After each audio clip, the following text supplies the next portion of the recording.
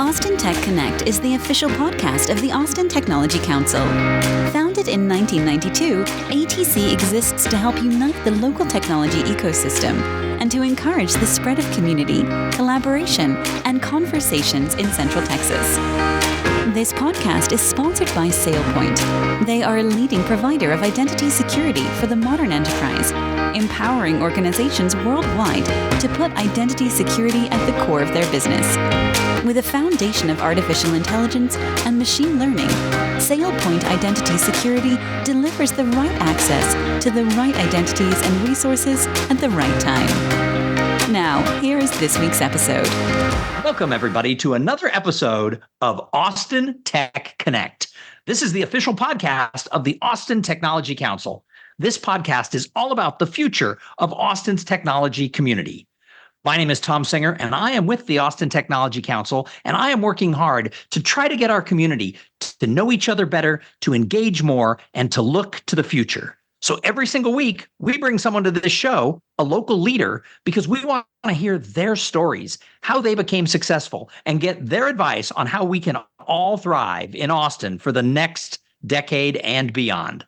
And today, I'm really excited. We have an old friend of mine here on the show, Bjorn BIllhardt. Bjorn, welcome to Austin Tech Connect. Thank you so much, Tom. You know, we were reminiscing before I hit record. I think I met you in like 2001 through the old Bootstrap Austin group with Bajoy and so many of our other friends. Is that where I first met you, around that time? A long, long time ago. Yeah, this was when the town was so small that every entrepreneur knew every other entrepreneur, and we were all hanging out downtown and, going to the Red Fest after hours and then partied in the 2-3 blocks that back in the day constituted Austin. So not a lot of new folks know what this town was like. It was really, really small. And yeah, I think many people that you and I know from back in the day, we've kind of formed the basic building blocks of what Austin is today. Well, I think you're right. And I think a lot of people don't realize how important networking, getting to know the entrepreneurs, and actually showing up in the community and just being there without an agenda, how important that was to building the foundation of what we have today. And we'll get into that a little bit in this interview, I think. So, but for those of you who do not know Bjorn BIllhardt, he is the CEO of Abilitie and the co-author of the brand new book, The 12-Week MBA, which actually releases today, the day that this show will actually hit the Apple and the iTunes and the Spotify. And the Barnes and Noble and Barnes and Noble. Arboretum. So if you're listening, you can go buy the book right now. This isn't about pre-orders. This is go get the book. But here's the deal. He is one of the true bootstrap entrepreneurs from Austin. He has founded 2 successful companies, but he's got a really interesting background. He was born and raised, well, almost raised all the way, in Germany. And as a lot of high school students do, he signed up to be a foreign exchange student. And through that exchange, he got assigned to go to Pflugerville High School. Could you imagine going from Germany and landing back in like the 1990s, early 1990s in Pflugerville? And he loved it. He absolutely loved what small town Austin and the suburb of Pflugerville had to offer. He actually called his mother back in Germany and said, yeah, I don't think I want to come home. And he actually figured out a way to stay, finish high school in the United States. Then he went to the University of Texas. He went on to Harvard to business school. And then as soon as he finished business school, he hightailed it back to Austin to start that first company. That's a cool origin story, Bjorn. What did your mom say? I've never heard of a foreign exchange student say, I'm not coming home. My mom did not believe me. And I know this because when my third son was born in a hospital here in Austin, she was holding my third son in her arms, and she had a look on her face, and she asked me, Bjorn, I think you're not coming back to Germany, are you? And I remember distinctly that was the moment that my mom realized that I probably was going to be an Austinite for life. I love that. A couple of companies, 3 kids, a wife and 3 kids later, and she finally gets the message that he ain't coming home. That was yeah. I knew when I was 15 that this was the place, right? And back then it had the same kind of entrepreneurial spirit, the same kind of really energetic and fun atmosphere. I was just a lot smaller back then. So. Oh, absolutely, absolutely. So, I just love that backstory. But let's get to when you got here after 2001, after you're freshly minted from your Harvard MBA. You come to Austin, you start your first company. What was that all about? What was the company? How did you start the company? And what's it like to be part of that bootstrap Austin community? Yeah, so I conceived of the company while I was still in business school in my second year, and if you remember the time period, 1999 and 2000, basically when you were at Harvard Business School and you saw four people on a table, they were talking about a business plan. Like that was what everyone was doing. And then 2001 rolls around, and I don't know if you remember the exact timeline, but in April 2001, the AOL Time Warner merger kind of wobbled. Stocks started to fall. A lot of things started to become very, very uncertain. And all of a sudden, all those people that were, huddled together on their business plan went back to McKinsey and Goldman Sachs. And I was like, that's just, I'm an entrepreneur. I actually want to do this. And out of all of those business plans, we were, I think, one of the only business plans that actually made it to a real company in 2001. I had a full-time offer to go to McKinsey and had a very, very tough decision to make before I had my first client, knowing that I would probably not get any venture capital because it was 2001, the world was collapsing around us, and no one was going to invest in, a bunch of, newly minted MBAs that had no real world experience. And so I had a really tough decision to figure out, do I have what it takes to be an entrepreneur? Can I make this happen on my own without any capital? And to the point where I actually had to at some point decline the McKinsey offer, and there was no going back to that because once you decline in an economy like that, you're out.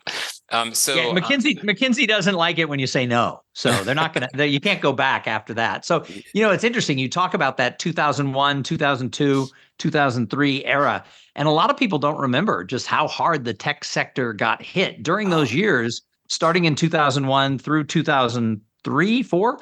I was the marketing director for the largest tech law firm in Austin. I was the marketing director for Austin and Dallas for Brobeck, Flager, and Harrison.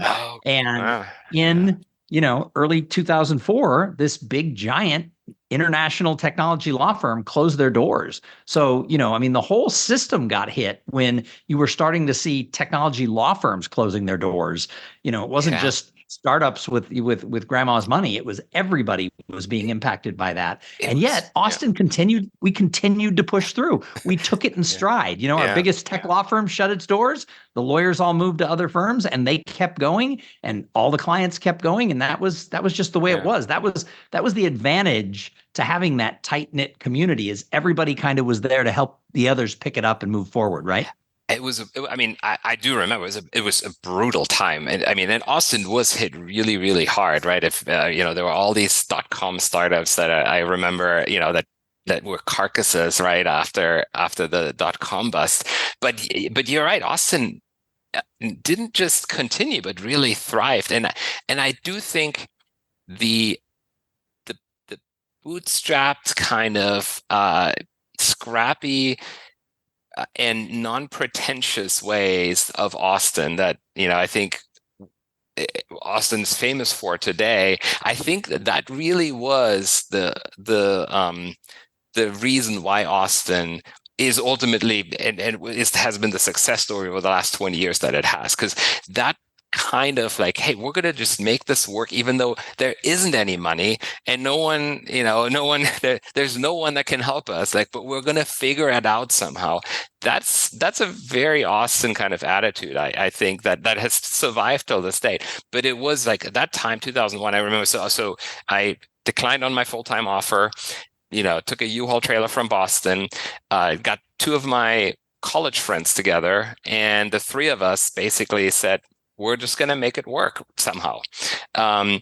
There was no client in sight for a while. We were running out of money. The company was, we put the headquarters in a 2-bedroom apartment on 38th Street and the Gables, which I think was probably not legal back then. And paid ourselves almost nothing, ate at McDonald's every day, and just figured out how to make things work for the first few years, scraping by, getting our first clients. I remember our first Austin client was National Instruments. We got $12,000, and we were so thrilled. And we had something, just a little consulting engagement that we can use to make it for another month. But that kind of bootstrap mentality, I think, was very common back in Austin. And you mentioned the Joy and the Bootstrap network back in the day. So many of the Austin connections that I have now have come from those days, from we talked about earlier, Josh Baer at the Capital Factory, to the CEO of Indeed, right? Like, we all hung out together back in the day in this bootstrap community that somehow had to make it work without any money, because 2001, 2002, there was no money to be had. Right. So where did that company go from that first little consulting thing and dollar menu at McDonald's? What was the journey of that company? Yeah, so that was my first company. It was called Inspire Learning. So in 2003, we finally got a few $100,000, and so we were able to move out of the 2-bedroom apartment on 38th Street, and we moved into a 3-story building that unfortunately no longer exists. They tore it down, built some condos, but it was on 17th and Guadalupe. We had a nice sign, Inspire Learning, outside, and we grew the company. We were 3 people in 2001, 8 people in 2002, 30 people in 2005. And over time built a learning business, so that the product that we offered was interactive learning tools that we would custom design for large companies and universities. So nice. Back in the day, the internet was new, and companies and universities didn't have the technical expertise, the instructional design expertise to kind of build these large-scale e-learning courses. And so we went to work. We had at some point 20 graphic designers, and we had a full AV studio built out. So we did all types of e-learning courses for large Fortune 500 companies, and had a lot of fun bootstrapping the business. It was, we were all in our early 20s, and just had a blast, creating a company together. It's still probably the most famous, my most favorite time as an entrepreneur were those really early years of my first company. Sure. I think a lot of people tell me that when I talk to them. So let's move forward to today. Your second company is Abilitie, and let's talk about what Abilitie is and how it ties into this new book, the 12-week MBA. Yeah. So it's a long but very consistent arc that kind of spans my career. So in my first company for 15 years, from 2001 through 2015, we basically listened to company executives and their pain points in regards to learning, right? And so most of them were around, my people don't understand business. My people don't understand. My people can't even read an income statement. How can they make decisions? So please teach them how to read an income statement, right? That was pain point number one. And the other pain point that we heard over and over again was like, my people can't manage other people. Like we have horrible job satisfaction because our managers don't know how to be good managers, and they are, they're not Ted Lasso, they're, they're Steve Carell from The Office, right? And so please help us develop training to make our managers better and create, make people make better business decisions.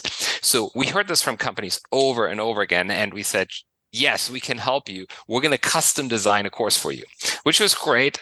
Worked really well. But after a while, we're like, we're designing the same things over and over again. So why don't we create some simulations, some really cool interactive tools that we can actually own and then sell to companies over and over again. So at some point we started to really learn what it was that business leaders wanted, their rank and file to know about business.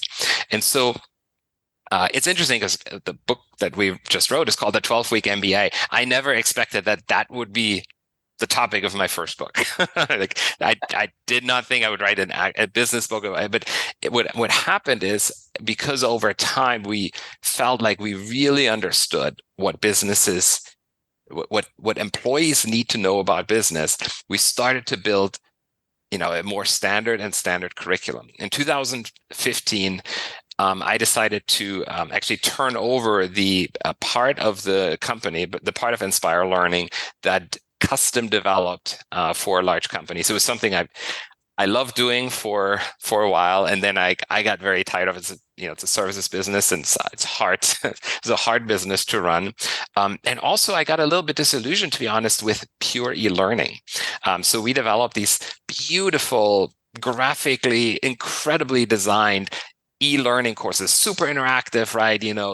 Multiple pathways, and I just at some point realize that no matter how interactive and fun you make something, anything that you do by yourself in front of the computer is not real education. It's knowledge transfer. It's homework. It's pre-work, but it's not real education. And so in 2015, we had a few experiments. We had a few simulations that we ran at the time already, and we split those off from Inspire, called ourselves Abilitie. I actually split the company in half. One half of the company, the big 40 people stayed in one place, and I took 2 people with me, and we actually got a little office in Josh's Capital Factory for a few years. And we started Abilitie in 2015 and said, what if we were to create a standard curriculum that would really help people level up in their career from individual contributor to manager? Because that's one of the hardest transitions that people make. Being a manager is a completely different job. No matter what your prior role was, it's a completely different job. So what are the things that people really need to know when they step into this management and leadership position? We had a few launch clients that were really gracious with our early mistakes and allowed us to experiment and refine the products over time. And then we grew the company, and it really took off after the pandemic, or during the pandemic, I should say, because our business, the way we teach is through business simulation. So no lecture, no boring, no e-learning. You basically get thrown into a situation, and you have to figure out what to do in a sophisticated business simulation, like not a little tabletop exercise. And that is super fun. And it's really fun online when you compare it to online lecture. And so during the pandemic, when all the business schools moved all their professors online, the corporations that buy from universities said, this is just not working. We can't have this professor. We love going to your beautiful campus, but we can't just have your professor online and talking. And so our simulations really started to take off. Our revenue started to take off. We crossed the $10 million mark, and so we've had, last year, overall we had over 100,000 students. Last year we had 30,000 students in 1 year alone. So it's been really a phenomenal journey since the early days in Josh's Capital Factory. And how many people in the company now? So we have 35 full-time. We have about 150 contract facilitators. So we facilitate our programs around the world for many large Fortune 500 companies are now using our curriculum for their high potential employees, some for all new hires.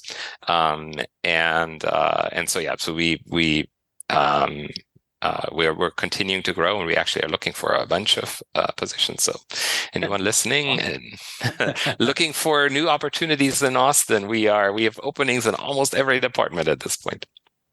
That's awesome. So let's talk about this book. It's launching today. I'm always excited. I've written several books. I'm always excited when my friends write books. If you know somebody who wrote a book, go buy their book. So I will buy your book today. Thank you. But let's talk about the book. You have a co-author who is Nathan. Let's see if I get this right. Kracklauer. That's correct. And Yeah. and the two of you have written this book. Let's talk about the book and why should everybody listening from the Austin tech community and beyond, why should they buy this book and what are they going to learn? Yeah. So we started developing this curriculum, as I mentioned, in 2015. In 2019, just before the pandemic, it occurred to us that actually the lessons that we are teaching in this curriculum to all of our clients actually can and should be codified. And so we started actually developing some of those materials. And at some point, it became clear to both Nathan and I that what we have is a really comprehensive look at how business operates and the things that people need to know about business. And it's no more than a book. There's a ton of things that you learn in a 2-year MBA. No question. The book doesn't cover that, right? So the book doesn't cover marketing, supply chain management, high finance, right? You're not going to become an investment banker by reading this book, right? But there is this core of business that everyone, not just MBAs, but every professional really needs to know. And that many people that are very successful in their careers actually don't know. And so, the lessons that we have in this book is, what is actual value? What does it consist of, right? Like, is it our current revenue? Is it our current profits? Can't I just create more value by, letting go half of my people and then I would have double the value? It's like, is that how it works? So people have real questions, right? That they're grappling with, and yet they don't have 2 years or a year for an executive education program to go back to get that pedigree. And so this book fills that need for people that are trying to move up in their career, but who can't put their life on hold. It talks about how to manage people, how to make better business decisions, how to lead, how to inspire. And it also goes into some financials at the level that people need it at. Not Wall Street financials, but practical. Here is how business leaders look at value creation for their business. So this is awesome. I'm excited. I mean, I took over this role with the Austin Technology Council a year and a half ago, and the board knew it when they hired me. And I said it that, they hired me to be an evangelist, to be out there in the community, to help be to create this thread that runs through all of the tech organizations and everybody who supports our ecosystem. And by the way, you're doing an amazing job at that. And I mean, just like plug you. And I mean, I know everyone listening here is probably already a fan, but I am so excited that Austin has you and that the Austin Technology Council has you to really grow and evangelize this organization, which has helped me honestly quite a bit in my early years. And I believe you can make it even bigger and better. And so really excited about that. Sorry for the interruption there, but I'm thrilled that you're tackling a really, really important part of Austin here. Well, I appreciate that, and I never would stop somebody from giving me a compliment, but it's been a long road to get here. That it's a 32-year-old organization, and the city has changed, and it was time for the organization to be sort of reinvented. And like I said, everybody knew I wasn't a finance and operations person, but I got inside and started pulling on strings and found out that finance and operations were going to be all I did for the next year and a half. And so I wish I had your book a year and a half ago. I'll start reading it today, and maybe I can get caught up on some of the stuff I need to do from finance and operations side to help take us into the next level. I created a 3-year plan for ATC when I was about 6 months in, and we just wrapped up the first year. And we're right on target for what we needed to do. So we're looking forward to phase 2 starting here in about March. So lots of things coming down. But back to you in the book. So if somebody, either they themselves or someone on their team, is looking to take that leap into a new management leadership role, what are just a couple of things that like stand out to you in the book that you're like, I wish everybody would read this for these 2 or 3 points? Yeah, great question. So we really believe that management and leadership is a calling, and it's a different calling than being really, really good at one thing, right? And a lot of times people mistake the idea that, mistake this, if there's this American dream and it's this career ladder, right? You are really good at a job and then you become a manager and then you become a functional leader. But that the role of a manager, the role of a leader is so radically different than being really, really good at your job. And, experienced managers, it'll resonate really well, but it's like that transition from individual contributor to manager is one of the most critical and most jarring transitions. One of the things that is eye-opening to people is actually how little power they have as managers. You think as a manager, you have the power, but it actually turns out you're losing power when you become a manager. When you're an individual contributor, you are in control. You are in control of the work product. Like, it is your product and you know how to do it best, right? And if you're good at your job, it's, you get all that power like accumulates, right? You get better and get more and bigger projects. And then you become a manager and you lose all that power. Because the power now lies with the people that work for you. And sure, you could in extreme circumstances, fire someone. But that doesn't actually get the job done, right? So you have to find another person to get, but so what you don't have control over is how much discretionary power, how much discretionary effort someone is putting into their work product. And as a new manager, that can be really discerning, really disconcerting, and really infuriating sometimes. And so people make a lot of mistakes as they become manager and think, being a manager is all about, a rah-rah speech that I have to give, right? Instead of really understanding that people are motivated by different things. And most first-time managers make the mistake of thinking that everyone that works for them is motivated by the same things that they're motivated by, right? So and then, not realizing that extra discretionary effort that someone puts in may be related to something completely different than what you think your discretionary effort, like the reasons why you put your discretionary effort into something. And so understanding what motivates people is probably one of the critical things that we teach in this book, right? Like looking at the different motivators that people have so that as a manager, you can harness that. So that's number one. Oh my God, there's so many lessons. You have to buy the book. But there's, we talk a lot about trust, and the idea of trust as the fundamental underlying component, not just of management. So, a lot of times it's intuitive to think, to be a good manager, to be a good people leader, that trust is sort of the fundamental piece of that equation. But there's another part where trust actually plays a huge role, and that's in the numbers part. So, we divide the book into the numbers and the people. So trust, and we say trust is actually a really big component in both of those parts.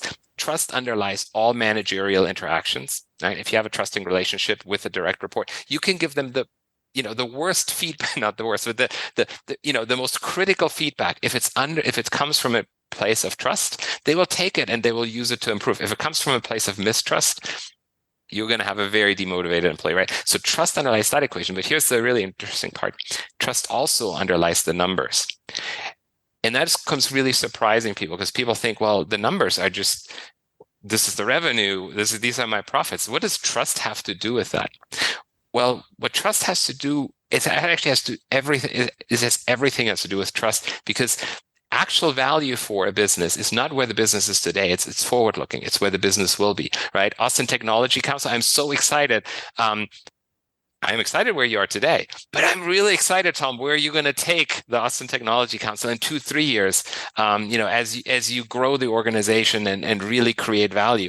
And that future looking value that you have already created and are continuing to create is all based on a lot of relationships that you're building. And underneath those relationships has to sit trust. And so the numbers, and the whole ecosystem of finance actually is also based on these forward-looking trust, right? Like making sure that you get, as you're looking for advertisers, right? Making sure that, they trust that you can deliver the people as you open up the organization to more events, making people need to trust that you can deliver on creating great value for them. So everything is related to trust. Okay, I'll stop there. I have like 50 more lessons that I can go, but those are two big ones. That's all right. So if somebody is now really revved up, they got to go buy the book. Where can they get it? Everywhere. So we did not. So we did a non-Austin thing. The Austin thing would be to actually self-publish, right? Bootstrap. We actually went with a major publisher, and the reason we did that because we have a lot of worldwide reach with our programs. We are in 50 countries right now, and so we went the big route. We got an agent. We had a bidding war, actually, 5 publishers, and gave us offers. And so we went with a publisher that has a lot of international reach. Once one of the big 5 publishers. So technically, it's in all the Barnes and Nobles. It's in the bookstore. It's in Bookstop. It's on Amazon. Nice. Yeah. And we'll put a link on the Austin Technology Council page. So there you go. That would be great. Awesome. Wonderful. So, one of the things I ask everybody who comes on the show, and we touched on it a little bit in your intro, is what do you think about where Austin as a tech community is today, the good and the bad, and where do you think we're going in the future? What do you see as tomorrow's Austin? I love that question. As people can probably tell from the intro, I am one of Austin's biggest fans. It is the city that get in line. I am too. It's the city that took me in when I was 15, and it has not disappointed me since. It is the most incredible city in the world. And I lived actually in San Francisco, LA, New York. So I lived in a bunch of really cool places. This city is special. And it was special in 1990 because it was quirky, it was unique, it was fun, it was non-pretentious, it was real, but also, interesting and global. And that combination. So it's interesting. I moved here at the same time. I was 10 years older than you. I was 26, but I moved here in 1991. And the way you just described Austin is exactly the way I would have described 1991 Austin. Yeah. So the challenge. So, and I've got a lot of friends, that are our vintage year, right? That are like, oh my God, it's all destroyed and it's all the Californians moving in, and we're just like, no. I actually don't believe that. I actually think Austin is still a startup city. It's still only at the beginning of its journey. It is still a vibrant and tight-knit community. It's a little bit harder to get to to get to everyone. It's harder to meet, the entire scene, right? So it is much bigger. But I do think that kernel of I don't know how to describe it, but that kernel of almost I was going to use the word subversive, and I don't know why. It's not the right word, but it is like, it's a contrarian type of, we're not New York, we're not LA, we don't have kind of those, we don't have the fancy people here, and it's not subversive, but it's somewhere close to that word.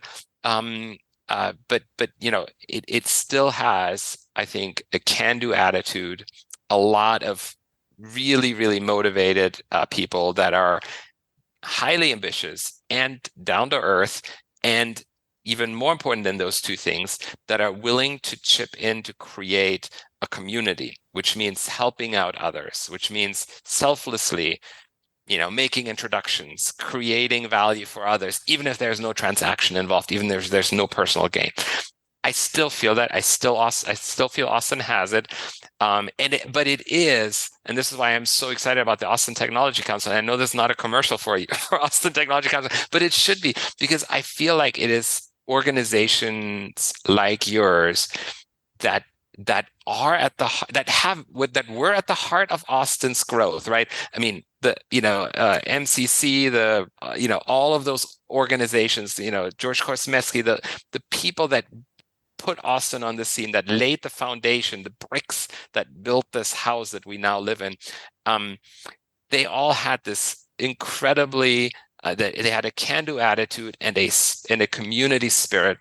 And civic entrepreneurship was the term of George Korsmetsky, who, it's interestingly, his name comes up as sort of the godfather of everything that we have Tech in Austin. He founded the Austin Technology Council as the Austin Software Council out of Austin Technology Incubator and IC Squared with the support of the chamber and everything else. So, we've been here from back in the little core, and that's why it's so important that we regain that piece of being that thread. So I think we still have it, and we need active involvement by not just the folks like us that have been here from the beginning, but we need new people coming in and mingling and mixing and making sure that we maintain that incredible spirit that the city was built on. So nice. I'm hopeful.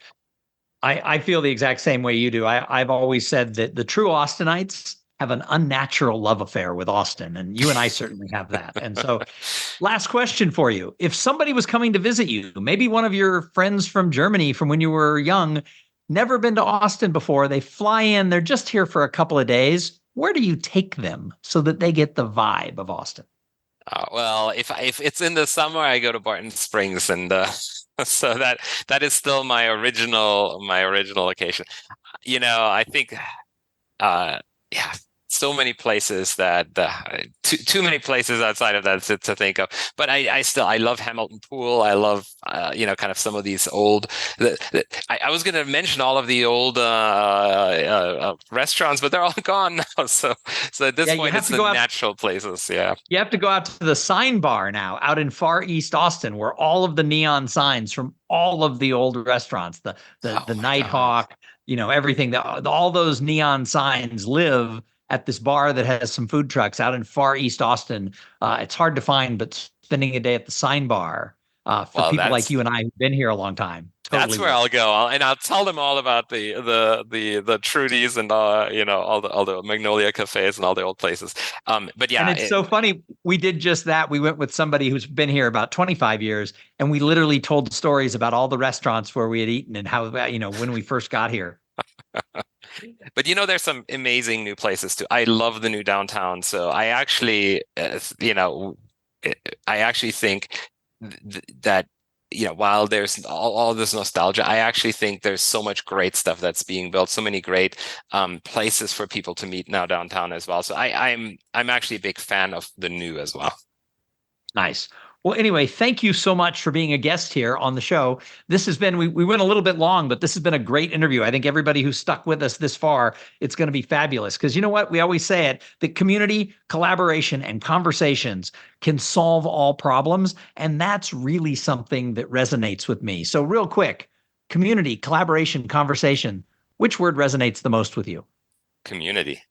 Yeah, I knew that was going to be your answer. Well, again, thank you so much for being here. And thank you to everybody who tuned in and listened. You know what? Now is the time, as Bjorn said, and we didn't pay him for it. Now is the time to get involved with the Austin Technology Council. We would welcome your company's involvement, and we want to have you add your voice as we look to the future on what we're trying to accomplish. So make sure that your company has joined the Austin Technology Council, and we'll see you next week right here on Austin Tech Connect. Thanks for listening to the Austin Tech Connect podcast. Make sure your company is a member of the Austin Technology Council and add your voice to the future of our tech ecosystem in Central Texas.